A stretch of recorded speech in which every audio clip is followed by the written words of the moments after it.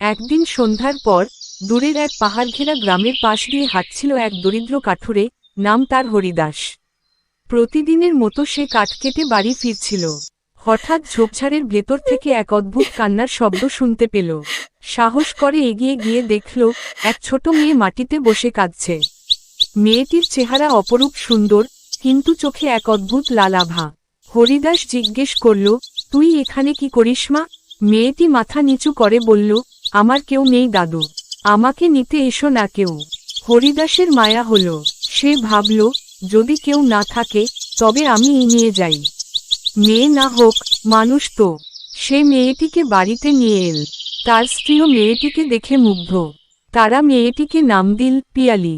কিন্তু অদ্ভুত ঘটনা শুরু হলো তারপর থেকেই। প্রথম রাতেই পিয়ালি খাওয়া দাওয়ার পর হঠাৎ উধাও হয়ে গেল।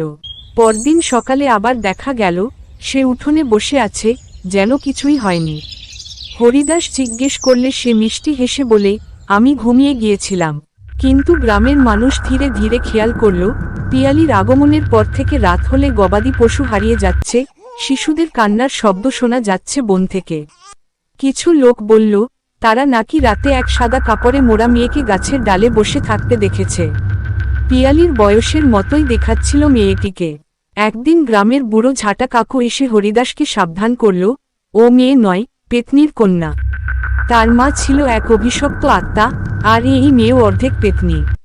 হরিদাস ভয় পেল, কিন্তু তার স্ত্রী বিশ্বাস করতে চাইল না। পিয়ালি তো তাদের মেয়ের মতোই হয়ে গেছে। অবশেষে এক পূর্ণিমার রাতে ঘটল চরম ঘটনা। হরিদাস ঘুম থেকে উঠে দেখল, পিয়ালি নেই। সে ছুটে বেরিয়ে গেল বনে।